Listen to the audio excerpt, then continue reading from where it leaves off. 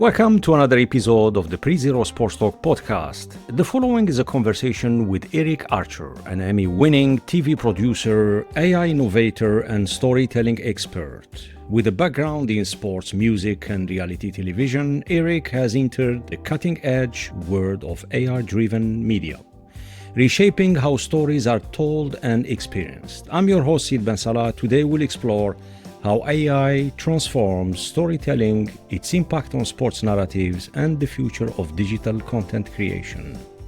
Let's dive in. Erich, welcome to the show. Thank you so much, Sid. It's great to be here and chatting with you today. What first drew you to storytelling, and how did your early experiences in sports, music, and reality TV shape your creative vision?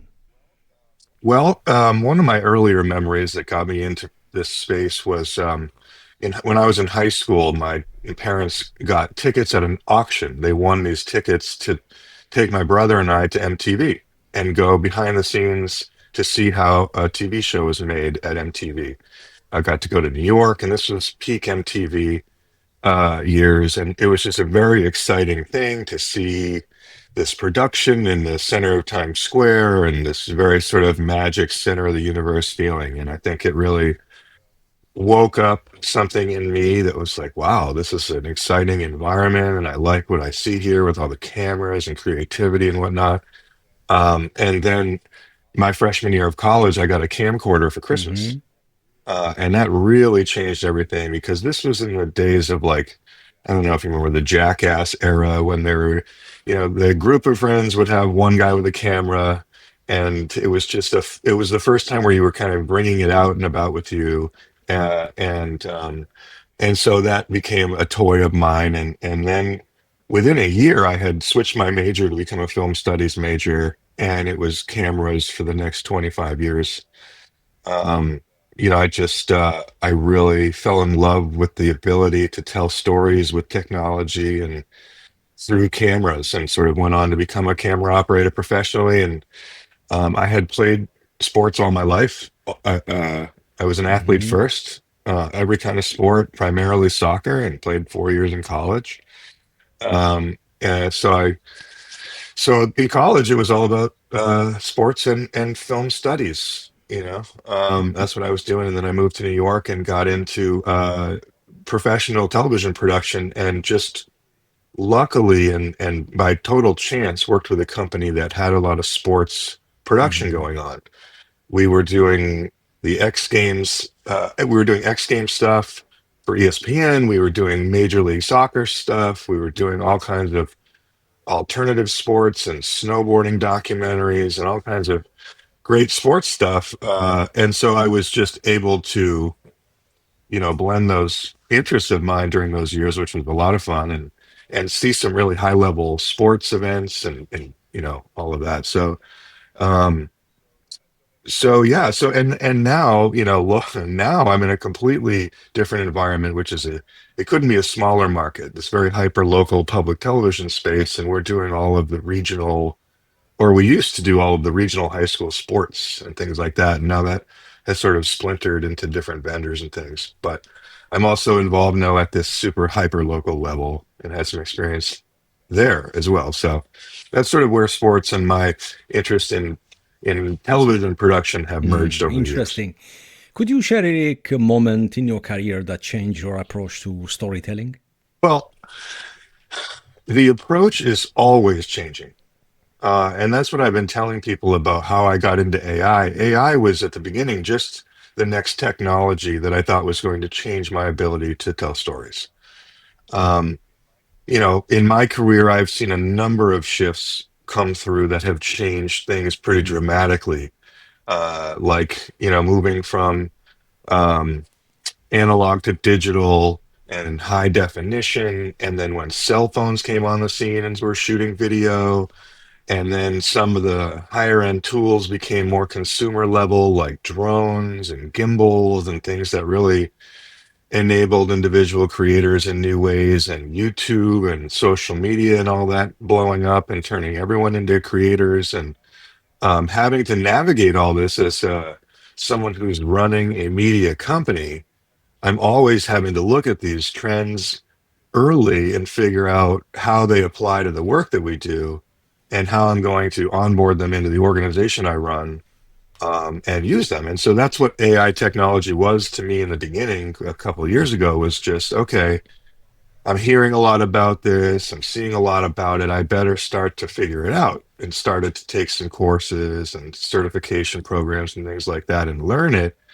And then MidJourney and ChatGPT came on the scene around the same time. And ChatGPT was a clear superpower in Mm. my mind, as and MidJourney represented a similar superpower on the image generation side, which is, the space that I'm in, visual storytelling. So when it was clear to me that I could generate any kind of image, really opened my eyes to the profound shift of this round of technology. It's clear to me now, having been pretty obsessed with it for the past couple of years, that it's going to change absolutely everything, and all of our workflows and our tools and our business models and everything. And so it would be hard to sort of say now what's changing it, because it's changing all of Mm. the time. That's sort of like, you have to bake that change into what you're doing Yeah. now. Eric, 2 weeks ago, we all seen out of nowhere the Chinese DeepSeek came to life. What do you make of that, Eric? Well, there's a number of ways Mm. people are looking at that, from the privacy Mm. concerns, from the, you know, did it blow up all of our assumptions around what it would take to make the next rounds of this technology and all of this power we've been told has to be supplied and all of that stuff. Um, it's not really my Mm-hmm. lane. I certainly don't consider myself an expert, but it does seem now possible that OpenAI will not be the runaway winner, at least in every area. There will be these other Mm-hmm. startups and models and things. I mean, they had like $6 million or something, Yeah, yeah, which and is you there know, is a big question mark in that regard. yeah. I, So it's like, how do you take it all at yeah, face value? I think there's still some dust mm, to settle mm, yeah, on it. So yeah, I mean, I'm kind of in a don't let anything surprise you yeah, mindset. Things are going to leapfrog at a pretty wild pace for the foreseeable yeah. future, I think. I think competition is good. How they did it, it's a big open question. The 6 million, you might argue, yeah, there is a gray area there. But this remind me when the solar panel came in. They were quite expensive in Europe and even in the US. And suddenly China started to invest heavily, and the prices has dropped considerably. Not sure if we can use the same example, but in my opinion, I think from now on is going to be full throttle in terms of open AI and whatever it will hit us the next 12 or 24 months. Yeah, I mean, OpenAI certainly isn't slowing down. The agents Mm, and the deep research, and I mm, mean, they're building quite the yeah. ecosystem. But then we've It's seen 10 days ago or 2 weeks ago this big announcement in the White House, 500 billion US dollars investment in this area. So looks like there is a race for we're gonna. for whoever will lead the space. But I think we should embrace it with some kind of positivity and yeah, because like you said earlier, using AI, it does help, it does improve quality, productivity, etc., etc. So let's see. Yeah, Yeah, I mean, there's certainly valid concerns about AI and all mm, of the. I mean, there's a million concerns, but as you said, there's a lot of reason to be hopeful and mm, optimistic about the good that it does yeah, present. yeah, yeah. Yeah, many lenses. Yeah, Yeah, and so, when it comes to privacy, they will figure it out. You know, at the end of the day, same story with TikTok. So there is always a little controversy out there, but yeah, at the end of the day, there is always a solution. Yeah. And on that, Eric, based on what you said earlier, what inspired you to shift from traditional media to AI driven storytelling? Well, I have a pretty active inner creative. I have ideas that go beyond my day job, where I'm very fortunate to be able to still Mm, be creative 9 to 5. Um, and, and I'm grateful for that. But I have lots of ideas and things that I would love to make, and it suddenly feels like that's a possibility in a more real way than ever before. By a 10, 100x multiple. I think the bar is just moved on what the individual creative can do at home on their couch with a mm, laptop. And I'm fortunate that I have had a couple decades of practice with using visual assets to tell stories. And now this technology shows up that allows me to generate these assets almost mhm, instantly, as opposed to the old way, which is extremely challenging. The logistics of any production, even a small one, to bring a crew on location with equipment. I mean, yeah, it's heavy. it's a lot, no matter what. And there just is not no there. There's just not a you know hourly shoot. Every shoot is a day minimum. That's the old Mm, standard. Hey, can you make me a video? Yeah, well, I'll need several days blocked off for that. But now, no cameras required in maybe 7 out of 10 mm, cases. Where if I'm doing a 30-second commercial and it's fast paced and I don't need my video clips to be longer than 2, 3 seconds, I can get away with AI shots in a lot of those cases now, whether it's products, food, even people now. It's further away from things like feature films where you need that human mm, emotion and that nuance and those sorts of things. But right now, you can do so much as an individual. Like for me, I like the idea of, hey, maybe I could make some extra money at night or on the weekends. Maybe I could whip up an ad for somebody that I couldn't have before.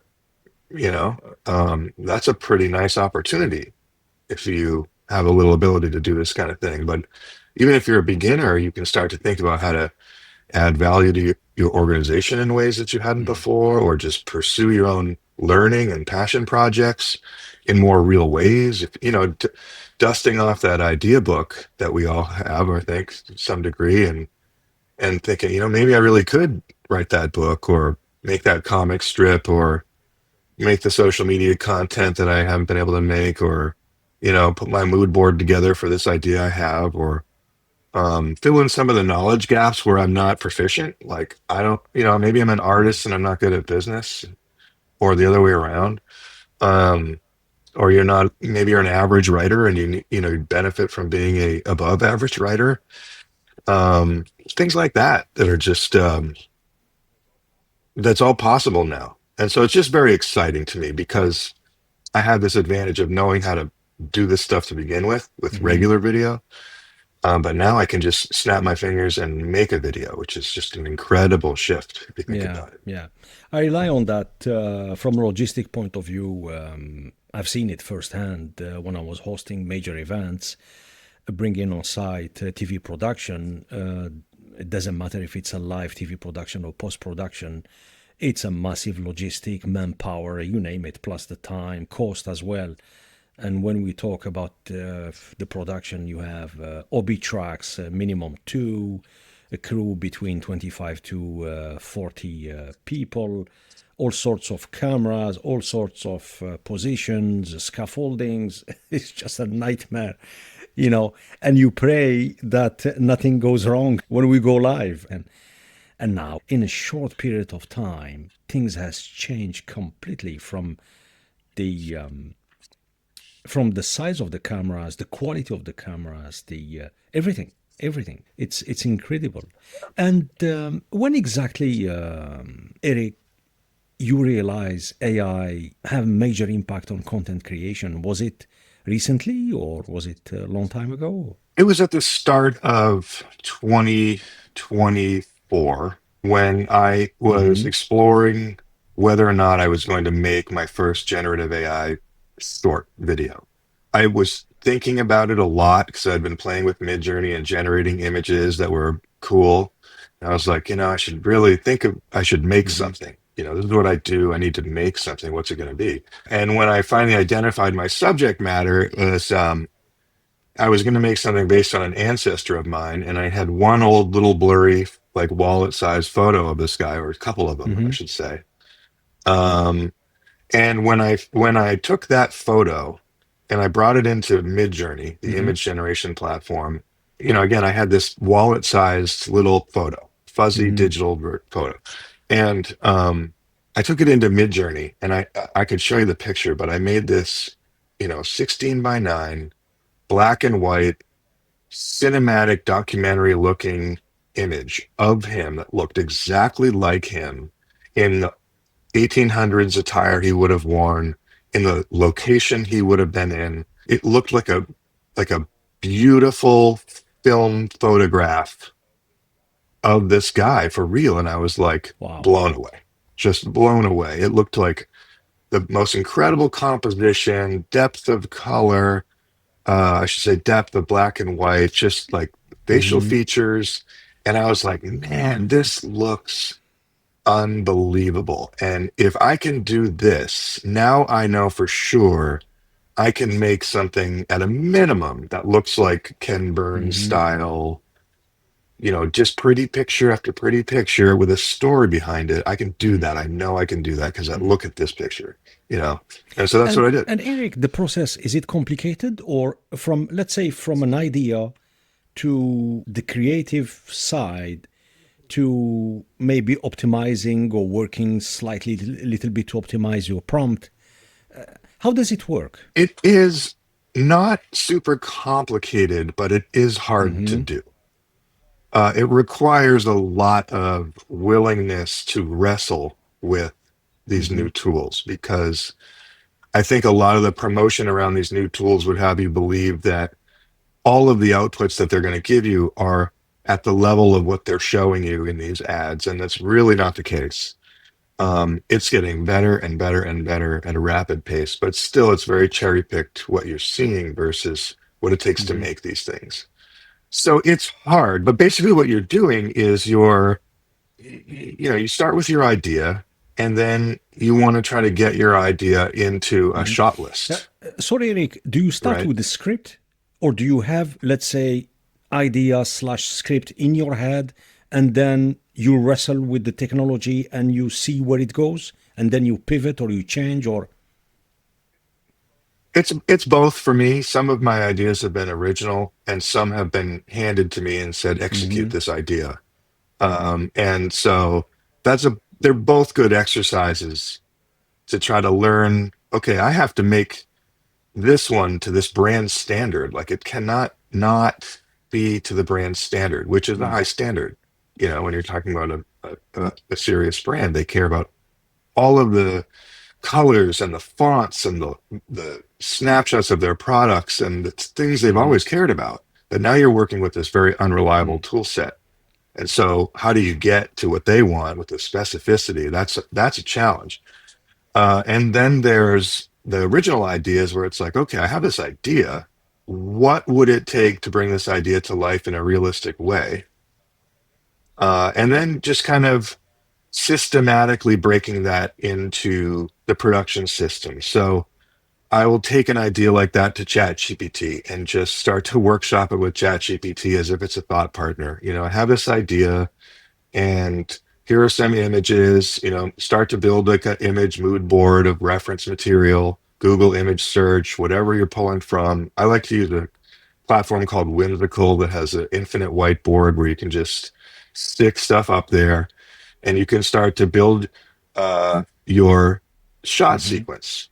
Let's say you want to do a 1 minute suspense piece. You could go to ChatGPT and say, look, I have never made a suspense piece before, but I have this idea. Who are the great suspense directors and what should I know before I get started about the shot sequence that creates suspense? Does it have to go from wide down to really tight to build that like intensity or what don't I Hmm. know? And then you build your shot list. And then from your shot list, you start to just go generate the shots now. Okay, this 2 minute or this, let's say it's a 30-second piece, you might need 20 shots because you're going to cut them all down. You're going to, get these 20 images from pick your favorite image Mm-hmm. generator and then make those images into video clips with some of the platforms that do that, of which you can take your pick. There Mm-hmm. are a number. And then you have video clips as you would have if you went and shot them with a camera. And you can generate all your audio. Mm-hmm. Similarly, you can go to Udio and generate music based on a Mm-hmm. prompt and say, like I'm making a video about skateboarding and graffiti. So I want those sound effects mixed in with the song that is kind of like this song I like. And it'll Yes. give you that song. Like, Yeah. unbelievable. Or, I need sound effects of graffiti cans spraying or whatever, and just immediately have that and go work with it. Um, and so everything now is sort of a creative brief because you could look at a page of a textbook or a historical plaque on a wall and think, all right, I can ingest the imagery related to this, I can ingest the information related to this, and start to workshop it with ChatGPT, and then make the imagery I need, make that imagery come to life, and then I need to learn how to edit. Yeah. Editing is still, you know, if you're trying to tell a unique story, you need to be doing the editing yourself because it's nuanced and personal and Yeah. everything. And so you still have to know how to do that. And just as an example of the challenge that I was talking about, I had to make 4,000 images for a 2 minute piece, of which I used Mm-hmm. 62 Mm-hmm. in the end. So, it's a lot of work because you're going to get all kinds of weird, distorted stuff back. You're going to have trouble with consistency. You've got to get better at these tools to get the images you want from the prompts that you Mm. have created. Um, so if you're willing to wrestle through every stage, you'll Yeah. ultimately get there. But it will take a lot of willpower today to get from A to Z if you haven't Mm-hmm. done it before. Um, but for me, I can whip something up in Mm. no time now out of Yeah. thin air, which And is exciting. Eric, 3, 4, 5 years ago, would you ever project or envision that you will be doing what you're doing now? No, no. I was very grateful to be working in television Mm-hmm. at all. Still, 20 something years after I started trying to do so, I'm Mm-hmm. still doing it. And I get to be creative every day, and that's fantastic. But like any job, there's parts of me that go beyond the 9 to 5. Um, that I've always had all these ideas for productions. That's just how I've been thinking this whole time. But I've never really, until recently, I just assumed, well, those are nice, but what I'm going to be able to execute is what I'm doing now with this very sort of traditional style, local short form stuff, which is good. But like, it never occurred to me that I would be creating at the level I am and will be again. Yeah, I got out of school, a film studies major, 25 Mm-hmm. years ago, and only the past year was paid for the first time for an original piece of video. Wow. It has never happened to me before until last year, and it was an AI Yeah. film. It was, hey, do you have an idea? We want to give you some Mm-hmm. money to execute your idea. That had never happened before. So Interesting time. it was amazing. Yeah, yeah. It's you know, and I'm excited about it. I think at least for the well, for all of our individual creators, this is an exciting Mm-hmm. time. These tools give you potential you did not have a couple years Yeah. ago. Yeah. And how is AI changing the way stories are created and consumed? Well, AI is changing a lot at the pre-production stage that we were just kind of talking about, where pre-production is a lot about research and rigor and um, concepting and mood boarding and all of that stuff. And these tools are phenomenal for that. I mean, ChatGPT as a pre-production thought partner you can't beat it. I've got all these logistics to think about. I've got this concept to bring to earth. I've got people I need to communicate with, and on and on and on. And ChatGPT can be right there to help you do that better, Mm. faster, Um, and then there are a number of post-production workflows that changed pretty quickly. I would say that's where things changed first, is like, okay, now instead of coming back from a day of shooting with a long set of transcriptions that we'll have to go through manually to figure out the sound bites that we want to put in the video, Mhm. now we just take that transcription, run it through Claude, and say, okay, I need a soundbite that is an emotional closer, and it will give it to you with the time code. Or give me a draft of a script here that's got the who, what, when, where, why, and some emotion, and 30 seconds Mm. long. And it's like, okay, well, here's 6 sound bites for you in their time code. And it's like, well, that just saved me a day or Yeah, two every project, like, which is whoa. massive.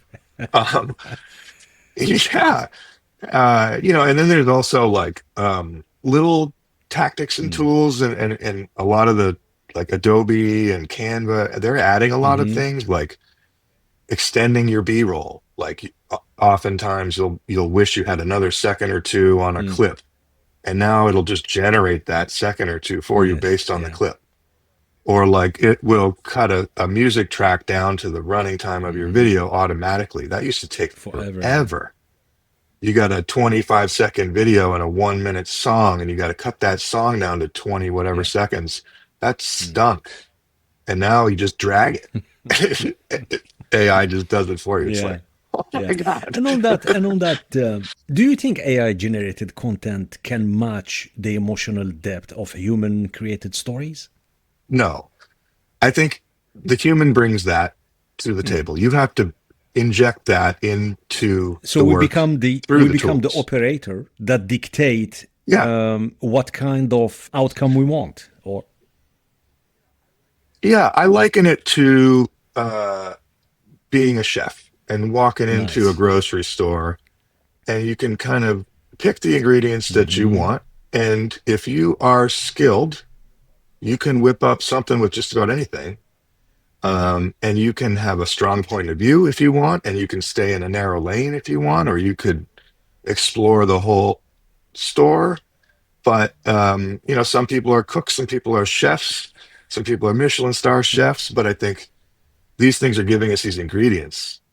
Um, all of us, we all have this access now. It's Mm. wild. Yeah, I like the example of a chef. Yeah, I like it because anyone can cook, anyone can go to the grocery store and get the ingredients and follow a recipe, but not everyone can end up with the a three-star Michelin quality. Yes, yeah, Yeah. yeah. But that doesn't matter. I mean, there's still so much nutrition, low-hanging Hmm. fruit, however you want to continue the analogy, for people that don't care to be video producers or any of that. Like, there's just still so much general purpose support you can find from these Mm. tools, no matter what you're doing. Yeah. We all have to cook, right? Yes. We Yeah. all we all have to use these ingredients. And Eric, the way you learn, the way you've been taught about TV production, the next generation, how does it look for them in terms of learning and getting into the TV production industry? It's pretty amazing. I mean, I have 4 little kids. The oldest is Mm. 11, and the 11, 9, and 7-year-old are all creating content now with iPads and iMovie and Hmm. ChatGPT, Dolly. My 11-year-old is not just writing a book, but like learning how to publish one with ChatGPT. You know, just last night we were learning together about that. He's showing me his generative Wow. imagery that will accompany his story, and we've worked on how to make him be the Hmm. writer, not Hmm. ChatGPT. And my daughter has made all of her lemonade stand merch with AI, and like, it's pretty incredible. I mean, they're raised on these video games like Minecraft. That's like You know, I want to get my Minecrafter Unreal Engine so that he can learn how to build worlds like the graphics pros. And I literally was at a computer store, like, what kind of computer Mm. hardware does Unreal Engine need for my 11-year old? And he was like, oh, that's a serious machine. I'm like, okay, maybe I'm ahead of myself here, but um, it's pretty empowering, I guess is the point that like, little kids now can get their hands on things and my son can make stuff without me. He's fully On independent. like he can Yeah. figure it out, Mm. he's not even a Yeah. teenager. It's pretty incredible. That being said, I do think life experience and subject matter expertise matter a great deal. If you're trying to do it and compete doing it professionally, I think those things matter because they develop your voice, Yeah. you know. And you can be really proficient with the tools, but the tools are getting easier and easier, which means everyone's going to be relatively proficient, which means your voice needs to be the thing that's developed more than anything, and Mm. that takes time. Yeah. Yeah. We've seen last year and even 2 years ago the pushback on AI within the movie industry. Which is, in one hand, we understand that everyone is concerned, from content creator, from everything basically. Having AI getting involved within the industry, people are scared they will lose their jobs or it will not be as authentic as it used to be, you know? How do you balance using AI tool while maintaining the authenticity of storytelling? Um, it's a good question, and it's probably the hardest part, because without when you just generate something, it doesn't have any Mm. emotion. Um, you have to start to really figure out, well, what kinds of compositions and colors and sequences and different music and layering of elements, how does that bring out emotion? How does my scripting and storytelling and the context um, grip people? What are the things that make that happen? And then can you use these tools to do that? So I think team quality teams and talented individuals will be able to use these tools to generate emotional Hmm. content. But there will also be a flood of really visually stunning stuff without a whole lot of story or emotion because it's easy to just spit it out. But to combine the elements in a compelling way that cuts through, it still has to you know rely on excellent storytelling. Yeah. And let's talk about the application of AI within the sports industry. Can AI powered storytelling enhance fan experience in sports? Oh, I imagine in a lot of ways. Some I've thought about, and probably a Hmm. million I haven't. The way that I look at it is, where are the stories that sports has, and sports is an endless uh bucket of stories, right? Like, Yeah. they're everywhere with every athlete, every team. And so what are the stories, and then how now can we use these tools to bring those out? For example, I was working with one company that had does a lot of work with Hmm. higher ed. And I said, well, what if we looked at all the college mascots and we started to build out their worlds and their stories? Because that's IP essentially that they're sitting on, that they haven't had the production budget to do anything with. They wouldn't have done that before. But now, if they called me and said, hey, we want to do a episodic series about the mascot on our Hmm. YouTube channel, or whatever, then that type of thing is possible. And so there are just so many ways you can go with that storytelling now, that you can generate any kind of visual. So I think a lot of just applying creativity to the IP that you have uh, would be what interests me. Obviously, all the analytics and the number crunching and the scouting and the game breakdown and all of that stuff, AI will be amazing for those kinds of things too. It's just not really the area that I'm in. Yeah, yeah. Because we've seen in the sports industry, we started to use the 2D technology. Then it moved to 3D. Then it moved to virtual reality. Then we moved to wearable headsets. Then, we've seen it all. And now with AI, from your point of view, do you see AI being used for personalized sports content and interactive engagement? Yeah, absolutely. Absolutely. I mean, there's so much possible with the buy-in of a team or a Hmm. player.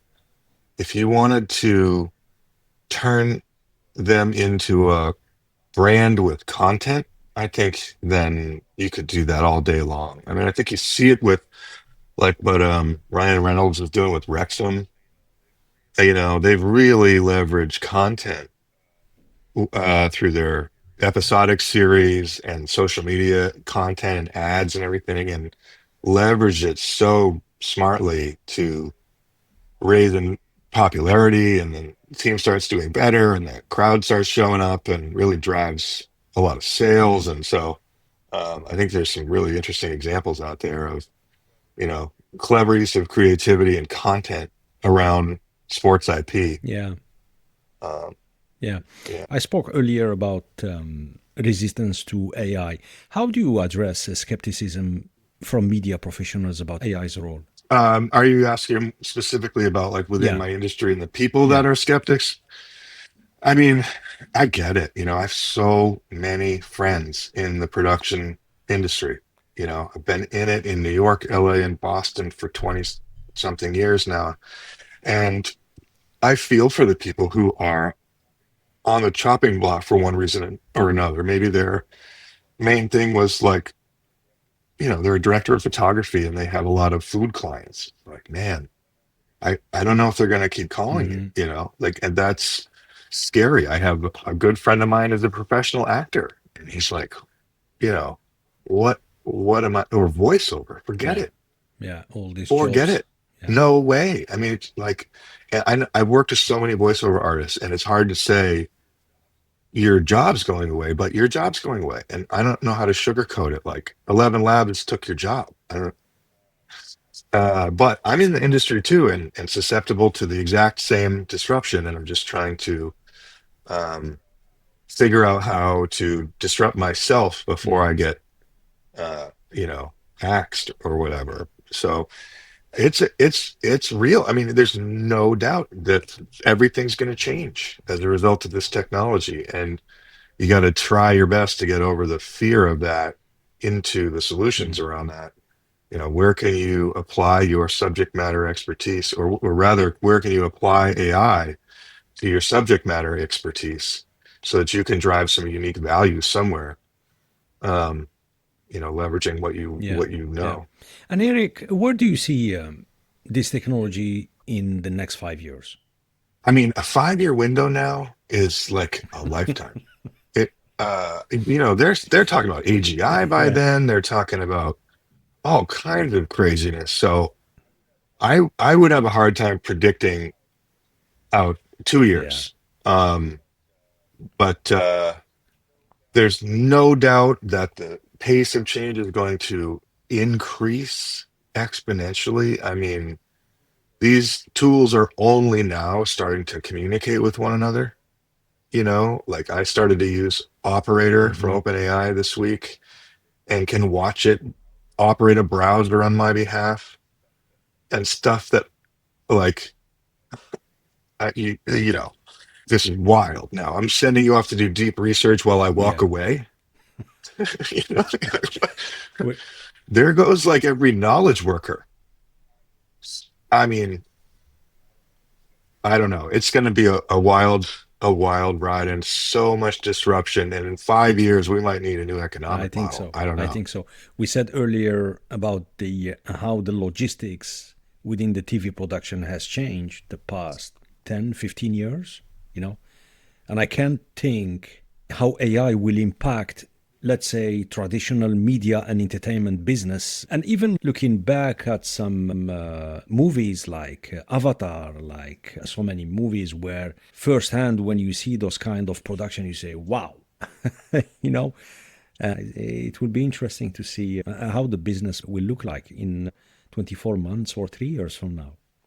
I mean, I think Avatar took 7 years and like a gazillion Yeah. dollars to make and needed the force of James Cameron to get it made. Like, that's so ridiculous to think that any individual is anywhere near something like that. But that's been the way.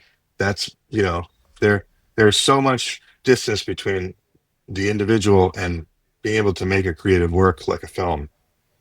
But now, I mean, if I wanted to rip off Avatar, I wonder how close I could get to any. You take any 60-second piece of Hmm. Avatar, and let me see how close Hmm. I can get. Yeah. You know, maybe it's still miles away, maybe, Mm. but maybe not.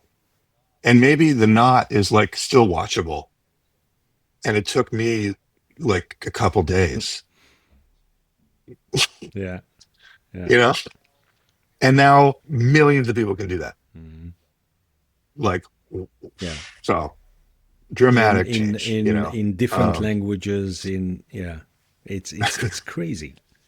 and that's only if individuals are doing one at a time. But wait till we all figure out how to do batches.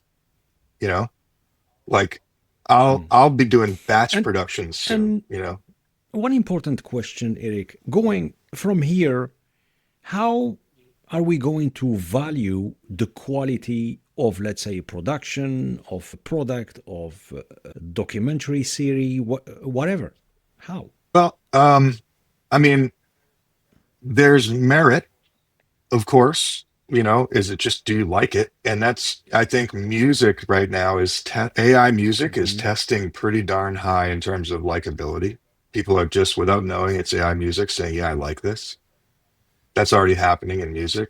And I think I saw someone post on LinkedIn this week that we might start labeling things like made by humans, as we do with like other craft made Well, things, as a representation of the craftsmanship that went into it. yeah, yeah. I could see that. Well, I started, I think, 2 months ago with the tagline with the podcast that it's a medium that we talk with the real people, produced by a real, you know, because what Google they've done last year, and it's crazy. So you can create a podcast episode using AI. Sure. Or It, book, yeah. or a bad piece of video, or yeah. And Eric, what are you most excited about when it comes to the evolution of AI in the media space? I'm most excited about individual creators having this potential, because I know from personal experience how hard it is to choose that path. And most people would never have enough opportunity to choose that path. And the idea that lots more people have that opportunity is exciting to me. I think the world will be better off from more Hmm. creative work by people, even if they're using AI tools. We'll figure out ways to filter out the junky content from the good stuff. The good stuff will bubble up Yeah. like it does. But, just that kid who's into art in the middle of nowhere, not anywhere near a big market or a mentor or anything like that, they can make work that, if nothing else, feeds their soul, but maybe also gets them opportunities they wouldn't Mm. otherwise get. Yeah. What's one piece of advice you'd give storytellers looking to integrate AI into their work? You have to have a learning based mindset. And I think that's going to be true for the next period of years. Like, one of the best things that I did was just start getting back into Hmm. classes, whatever kinds of classes I could get into, to try to take a kind of a always learning approach. And I think that that's helped. It's kind of painful at first if you haven't taken a class in a while, to get back into school mode. But Hmm. I found that to be really helpful. There's so many good and growing resources now, and I don't think there's anything better than ChatGPT as a thought partner. If you just take whatever you're thinking about to ChatGPT and try to partner with it in thought around your idea, you will absolutely come out with an improved idea.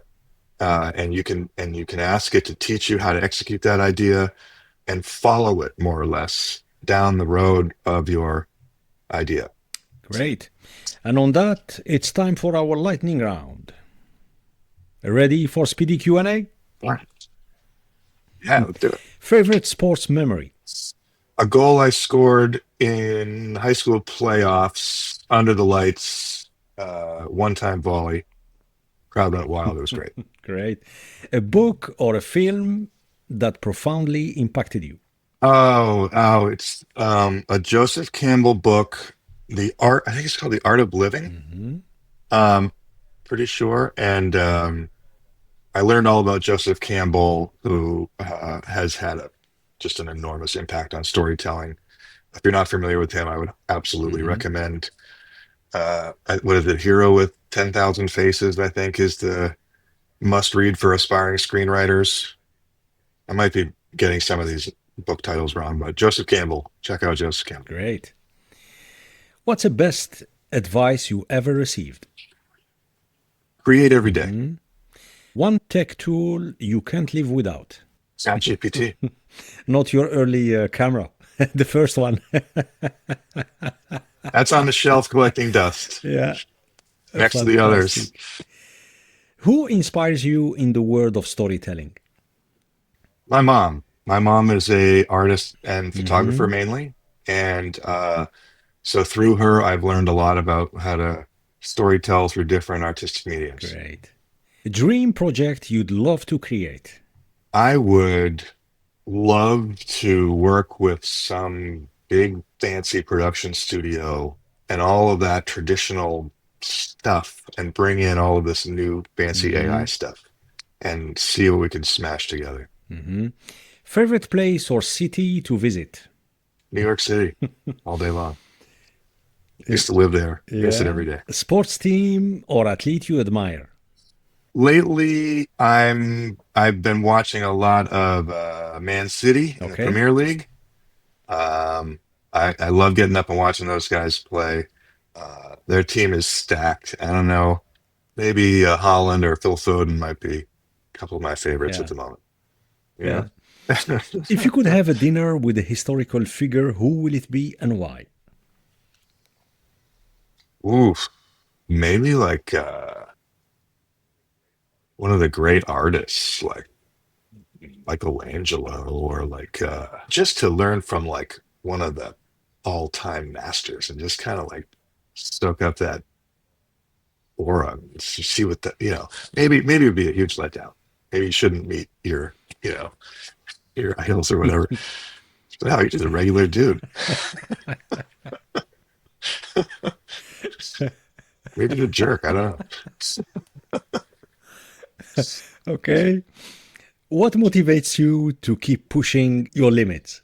Well, my kids and my gratitude. Hmm. I mean, my kids are little, and so I have this profound impulse to provide, So there's that. I've got to keep doing this for a long Hmm. time, but I want to inspire them too. I named my AI portfolio site Aspiring Company kind of after them. CGA Creative is all of their Hmm. initials, so they're very much baked into my AI plans. But also, as we talked about a little bit earlier, like I had let go of certain aspirational parts of my Hmm. career dream around like the biggest, most exciting stuff, like making a movie someday or writing a Hmm. book someday or like having an episodic series of original content. Those kinds of things, I had kind of let go of those. Like, it's great that I'm still working in television, using creativity. I'm happy. But now it's like, man, this is all those dreams are back on the Yeah. table. And that is like so exciting to me. I'm grateful for Lovely. that. A song or artist that gets you pumped up. Lately, Connor Price has been doing it for me. He's a young new artist, and I like his vibe. One skill you're currently working on, beside of AI and Hmm. Um, let's see. I'm keeping like a whole stack of things I need to learn. Like I just every time I think of one, I add it to this list of things I need to learn. I should have had it. I could pull it out here. Let's see. I want to learn more about LoRa Mhm. models because those are little image models you can make yourself, trained on 20 images approximately, and make, and then you have a one-click image model for that type of image you train or that type of image. So the better you get at that, the better you get at production at scale. So that's on my priority list. Yeah. What's your go-to way to relax after a long day or a long week? I like to just come home and hang with my wife and kids, watch TV.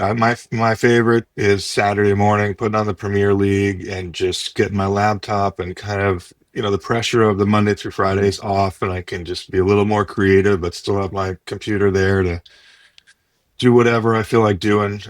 It's sort of the AI stuff is the career and hobby now, so it's a lot of fun to just come home and tinker or play with, show my kids stuff or just relax and watch some soccer. Great. And lastly, to our listeners, a piece of advice or wisdom on any topic. I think the best place you can position yourself with this AI disruption is pairing it with your subject matter expertise. In my case, I did it with video production, but I think wherever you have interest, passion, insight, knowledge, try to bring AI into that world where you can apply the insights you have and the knowledge and all of that. I think that's where people will really win and innovate and develop into whatever is next for them. Great. Erich Archer, thank you so much for joining us today. It has been an absolute pleasure having you on the show.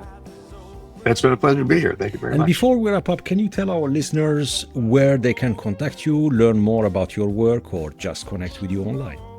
Sure, thanks. I'm most active on LinkedIn. My name is spelled a little funny, Erich Archer, but I'm keeping up with my work there, and I have a portfolio website which is cgacreative.com. Excellent. And we'll make sure to put all that on our episode show note. And to our listeners, I leave you with a quote from filmmaker Martin Scorsese. The most personal is the most creative. The power of storytelling, whether through AI or traditional methods, lies in our ability to connect deeply with our audience and bring meaningful stories to life. Thank you for listening to the Pre-Zero Sports Talk podcast.